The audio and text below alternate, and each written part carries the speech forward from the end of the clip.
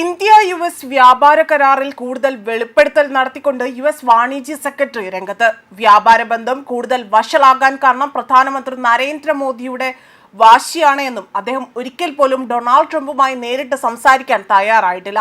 അദ്ദേഹം അതിന് വിസമ്മതം അറിയിക്കുകയാണ് ഉണ്ടായതെന്നാണ് ഇപ്പോൾ US സെക്രട്ടറിയായ ഹോവാർഡ് വ്യക്തമാക്കിയിരിക്കുന്നത്. ഇന്ത്യ ആകട്ടെ റഷ്യൻ എണ്ണ വാങ്ങുന്നതിൽ താൻ അസന്തുഷ്ടനാണ് എന്ന് ഡൊണാൾഡ് ട്രംപ് ആവർത്തിച്ച് പറയുകയും ചെയ്തിരുന്നു.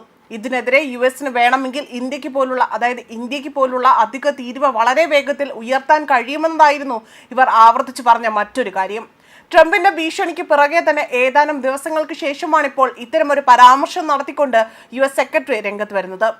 ഇരു രാജ്യങ്ങളും തമ്മിൽ ഉഭയകക്ഷി വ്യാപാര കരാർ അന്തിമമാക്കുന്നതിന് ഇതുവരെയും 6 റൗണ്ട് ചർച്ചകൾ പൂർത്തിയാക്കിയിട്ടുണ്ടെന്നും വ്യക്തമാക്കിയിട്ടുണ്ട്. അമേരിക്കയിലേക്ക് കയറ്റി അയക്കുന്ന ഇന്ത്യൻ ഉൽപ്പന്നങ്ങൾക്ക് 50% തീരുവ പരിഹരിക്കുന്നതിനുള്ള ഒരു ചട്ടക്കൂട് ഉൾപ്പെടുത്തുന്നതാണ് ഈ ഒരു കരാർ.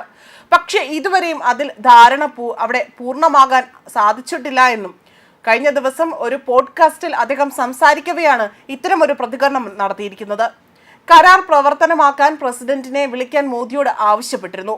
എന്നിരുന്നാൽ പോലും മിസ്റ്റർ മോദി വിളിച്ചില്ല എന്നതായിരുന്നു ആ വാക്കുകളിൽ നിന്നുകൊണ്ട് US സെക്രട്ടറി വ്യക്തമാക്കിയത്. അതേപോലെ തന്നെ ഇന്തോനേഷ്യ, ഫിലിപ്പീൻസ്, വിയറ്റ്നാം എന്നീ രാജ്യങ്ങളുമായി തന്നെ ഇതിനോടകം തന്നെ US വ്യാപാര കരാറുകൾ പ്രവർത്തനമായി എന്നതാണ് വാണിജ്യ സെക്രട്ടറിയുടെ വ്യക്തമാക്കുന്നത്.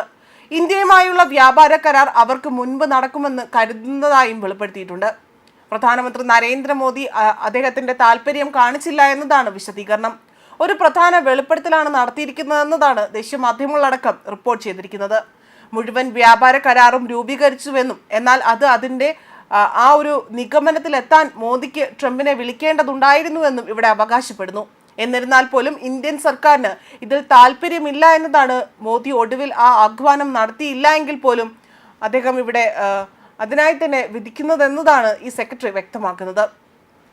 അതേസമയം ഇന്ത്യക്ക് ടാരിഫ് ഏർപ്പെടുത്തിയതിനെതിരെ അമേരിക്കയിൽ തന്നെ വലിയ രീതിയിലുള്ള പ്രതിഷേധം രൂക്ഷമായതും റിപ്പോർട്ടുകൾ പുറത്തു വന്നിരുന്നു.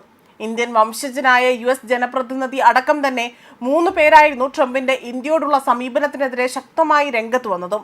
ഉയർന്ന ടാരിഫ് ഒഴിവാക്കുന്നതുമായി ബന്ധപ്പെട്ട് ഒരു പ്രമേയവും ഇവർ കൊണ്ടുവരികയും ചെയ്തിട്ടുണ്ട്. US നിയമനിർമ്മാണ സഭയിലെ അംഗങ്ങളായ 3 വ്യക്തികളാണ് ഇതിനായി തന്നെ പ്രതികരിച്ചത്. അതേപോലെ തന്നെ US നേതാക്കന്മാരുടെ ടാരിഫ് അജണ്ടയ്ക്കെതിരെ പരസ്യമായി ഇവർ രംഗത്ത് വരികയായിരുന്നു.